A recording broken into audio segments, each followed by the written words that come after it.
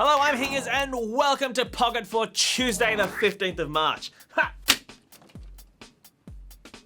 Today on the show, cross-platforming, Babby's first street fight, and board gaming on the go.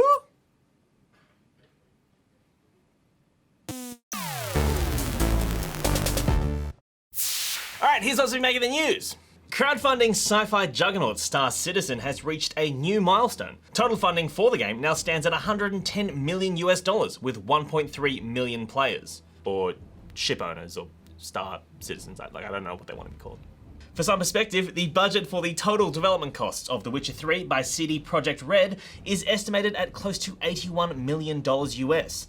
Star Citizen is currently in Alpha 2.2 and exists as a series of disconnected modules like the dogfighting arena and social hub. The game is expected to release to market in some capacity by the end of the year. Either that or Chris Roberts is literally building an actual spaceship to flee his frustrated backers. Fulbright has delayed the release of their upcoming sci-fi adventure Tacoma until 2017. The Gone Home developer announced the game at the Game Awards 2 years ago with an anticipated release date of mid-2016. According to the developers, feedback on an early build of the game forced them to re-examine and rework a number of the core assumptions they'd held about the game. Blizzard has announced the next big update for Hearthstone. Whispers of the Old Gods will be the game's first expansion for 2016. It will introduce 134 new cards, as well as a controversial format change by splitting ranked mode into two modes, Standard and Wild. The Standard mode will be the official tournament mode and will limit card selection, whereas Wild will be a great big mess of card slinging with all 900 odd cards in play. The expansion is expected to drop late April or early May, but Blizzard gave players an early treat today with an update which has expanded players' deck slots from 9 to 18.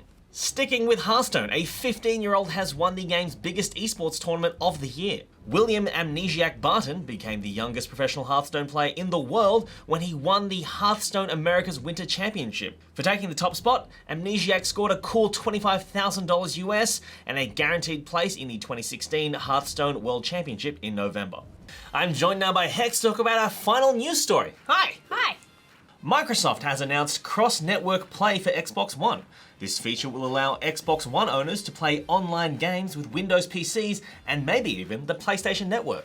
So when I was a kid, everyone else in my school, all of my friends had a Super Nintendo. Like everybody, that was the console to get. And I asked my dad for a Super Nintendo, and then he went down to like the video store where you used to be able to like rent games and stuff. And he bought like an old, no longer rentable, terrible Sega Master System 2. and so I got real good at like Alex Kidd Miracle World, obviously, and Sonic, and also Mortal Kombat, but I could never play with my friends because it's different controllers and different things and you can't, you know. Did you ever have like stuff like that as a kid when you couldn't match up the same systems? I mean, not really. I wasn't really like allowed consoles when I was a kid. Well, that's kind of a mismatch. It's like everyone else has Super Nintendo. But I had had friends that had different consoles so that I got to experience the breadth of them all across, you know. Yeah. But it's still like a totally valid point. Like we get on Spawn Point a lot of kids, you know, calling in saying, you know, what's the best console and which console should I get? And we always say, you know, whatever console your friends have so you can play together because... Give in to peer pressure. It's the rule. Well, I mean, because it limits your experience, doesn't it? If you have something different to what everyone else has and then, you know, you can't play online with them and you can't, you know, that kind of thing. Yeah, so this was announced on an official blog post by ID at Xbox.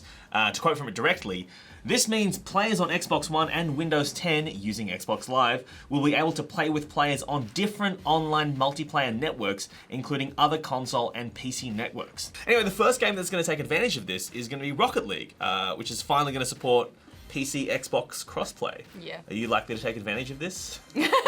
I'm not the hugest Rocket League player, but I can see why that particular game, you know, benefits from this. Because it's already got the PC, PS4 network architecture. And it's the kind of game that you really want to just be able to play with all of your friends. And, and you know, you don't want those kinds of barriers. So PC and Xbox totally makes sense. But why would Microsoft open themselves up Xbox and PS4? Like, who wins in that scenario? Yeah, I don't know. I guess maybe they're just trying to break into a market. Because like, I mean, will it reflect badly on PS4 if they like don't come to the party? Well, yeah, because they could totally be like, nah, no deal, right? Because what does PlayStation have to gain from this, right? They have loads more units out there. if you want to play Star Wars, you have to play it on PlayStation 4 because no one's playing on any other platform, So, like, what do they gain from doing this? They're kind of losing that, exclusivity. Yeah. They're trying to... I mean, frankly, I only bought an Xbox because I have idiot friends who won't get a PlayStation. That's weird, because I would say a lot of my friends have Xbox, so I have, I have majority of my friends are on Xbox Live. Yeah. I mean, do you think Microsoft then are gonna go the way of Sega and just become like a software company? Software based. I don't think so. I just think that See Master Chief in the next Smash Brothers. I think they're just trying to sort of spread themselves around a little bit. Maybe make up for the fact that they're sort of not as strong in terms of unit sales, and maybe just broaden their user base through other means. Whether or not Sony will be welcoming of that, I don't know. But we'll see, I guess. Yeah, it's a very interesting move on their part. Now, as you know, Nick Boy is currently across in San Francisco for GDC, and I think we might have a video from him. So let's look at that now. Hey my Pocketeers, it's Nick Boy here, coming to you from sunny but brisk San Francisco. I'm here obviously for GDC, but today was not in fact a GDC day for us. Today we went to Double Fine to do a studio tour there, and I got to interview Tim Schafer, which was incredibly exciting. The man is a lovely human being. We actually talked most of the time about really geeky things like board games and then sort of heavy metal music, and we eventually then got around to talking about games. And in the middle, we started talking about more board games. And then at the end, he gave me his game center thing. And he was like, we should play games on our phone together. And I was like, Tim Schafer, you and me, we're gonna do this. And tonight we're about to leave and head to a bar in the middle of San Francisco where we're going to the Australians at GDC party. This is a sort of big first gathering of all the Australians who have come over here to showcase their games. They all get to meet one another and sort of hash it out over a few drinks. I get to meet everyone there and sort of interview them and start to learn their stories, which we'll be covering over the course of the week. So lots of filming tonight, lots of new people to meet. JD made a face, which makes me think my hair flew around that way, but I'm gonna leave you now with Thing of the Day. And before we go, I'm just going to snap a picture of the ridiculousness that is this film crew. But it's still more professional than Pete and John. Oh, Pete John pocket burn.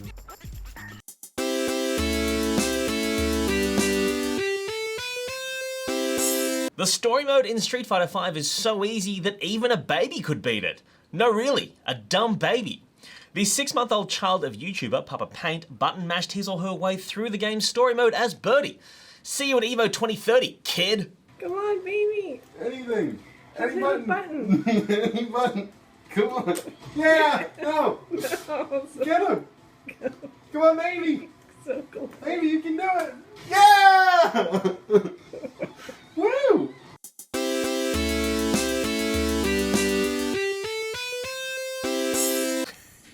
That baby was better than me. Sick baby.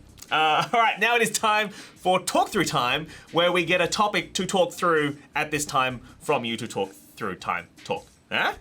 Okay, today's Talk Through Topic Time talk comes from Black Hawk Found, and it is Talk Through Topic. Do you think digital versions of board and card games, e.g. Monopoly, Magic the Gathering, Warhammer, replace their physical counterparts? Now, Hex, do you play physical games at all? Yeah, I mean, I've played a lot of tabletop board games. I've played yeah. Magic the Gathering and stuff like that, and a bit of Dungeons and Dragons, stuff Yeah. like that. Yeah. And have you played then the digital counterparts then? Have you played Magic the Gathering online? Yeah, I mean, I've tried. I mean, before I really got into the physical card game, I remember seeing it pop up on the store, and I was like, oh yeah, this is this game, maybe this is a cool way to learn it. But I think the way the tutorial was very confusing, and I ended up just giving it up, and I didn't pick it up until later on when I think I went to PAX or something, and they had this great kind of setup where they pair you up with randoms and you sort of learn the game with someone there, and that was awesome. That's kind of a better way to learn games, right? When you have a physical person there who can answer your questions in real time, as opposed to some faceless computer who's like, you're an idiot, here's the tutorial again. Yeah, definitely. I think in that sense, that's definitely where the physical game is much better, to have that face-to-face interaction of someone teaching you the game and the strategies and the rules in that particular case. I also find with a lot of board games and the ones I play are often these backstabby ones where it requires a lot of treachery and lying over time. Yeah. I'm thinking of diplomacy and stuff, and I guess risk to a lesser extent. But with those, you really want to look someone in the eyes when you betray them. You really want to watch the disappointment in their eyes when you're like, oh, I'm taking England and there's nothing you can do about it. Yeah. I can't really imagine playing something like Settlers of Catan. I mean, I suppose I do have an app on my phone, but that experience I want to have friends round. We want to sit on a big table and play that way. And I I want think the it- authentic experience. Yeah, and I think it also speaks volumes of how much effort Blizzard have put into Hearthstone to make it feel like a physical card game, you know? They've taken some stuff, like the random number generator, that they can only do in like digital space, really. Yeah. But they've done things like where the packets open and the cards come out, and they've done so much work to make it feel physical. Yep. Because that's what you need to feel invested in the game. But you know what else they've done is that they've done a lot of research into like slot machines and like what makes all of that stuff really addictive. And there's something about kind of logging into that game and kind of having this really quick turnover of gaming experiences. It feels a lot faster than if you're playing a physical game. And also there's something about just constantly being pitted against randoms that is really... Oh, you just want to like roll over the bodies, just like constantly, just like. Well, sometimes get 'em out it's of the me way. that's getting rolled over. But I'm interested also about Warhammer because Total War Warhammer is about to be released. I'm very, very excited. I played a little Warhammer as a kid. I'm kind of interested now. I can play Warhammer without having to spend thousands of dollars. yeah, but like, isn't like, you know, a huge percentage of the Warhammer experience, you know, buying the miniatures and painting them and really making them your own and kind of crafting the environments with that stuff that like, you know, melts the foam and you can create the trees. It was for me as a child with very few friends, but now that I've got friends, I don't need these painstaking hobbies that require painting a lot of things in a tightly enclosed space where I'm smelling a lot of fumes. I guess it really it depends on what you get out of the experience. I think Magic the Gathering for a lot of people is great to play as a physical card game, but you know, in this modern age, I think it's also wonderful to have the option where you can kind of team up with people online.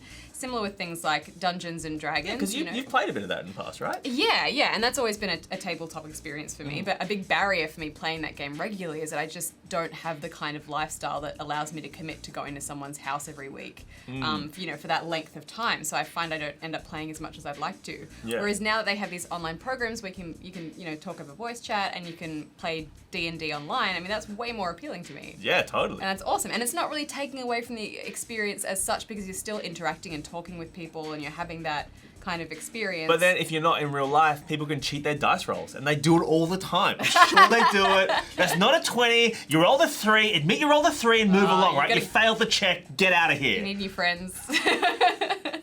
Go back to painting my Warhammer miniatures. I guess the crux of the argument is that digital games, or digital versions of physical games, are a great option, but they will probably never replace the original version, right?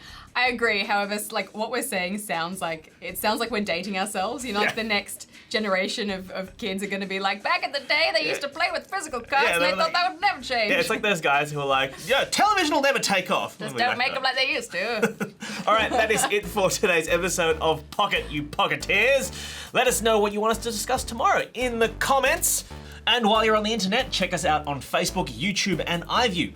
Do you want to meet fellow Pocketeers? Then join them in the Pocketeers Facebook group and Steam group. You can follow Good Game on Twitter at GoodGameTV. Follow Pocket at NickBoy, at Pierreth, at GGEditMonkey, and at Sam_G. I'm on Twitter at Hingers, and Hex, you can be found at HexSteph. That's right. Everything that we've talked about today will be in links in the description below. And a big thank you to Cyberjep, who made today's Thing of the Day graphic. That is his second submission. Thank you. Tonight on the show, Good Game 8:30 ABC 2. What's on the show, Steph? Oh, it's going to be an awesome episode. We have reviews of The Walking Dead Michonne. We have a review of Pony Island, which is super weird. And Goose brings us a story from GX Australia. Very exciting stuff.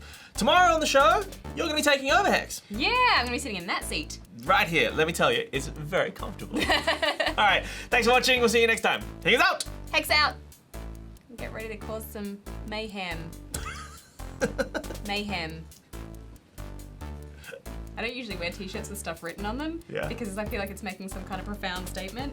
That's what you are. But then I kind of bought this and I was like, maybe like I can walk down the street and be like, what's up? You look real hardcore. Yeah.